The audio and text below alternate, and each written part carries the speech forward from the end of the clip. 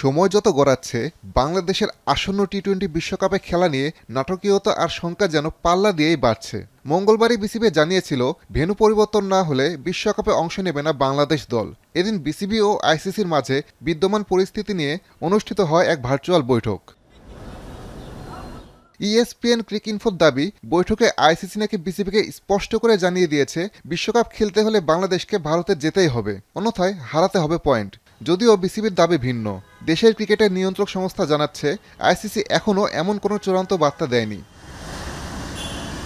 মঙ্গলবারের বৈঠকে আসলে কি কি বিষয়ে আলোচনা হয়েছে তা নিয়ে আইসিসি বা বিসিবি কোনো পক্ষই আনুষ্ঠানিকভাবে কিছু জানায়নি। এর আগে গত রোববার আইসিসিকে ভারতের বাইরে নিজেদের ম্যাচ আয়োজনের বিষয় বিবেচনার আবেদন করে চিঠি দিয়েছিল বিসিবি।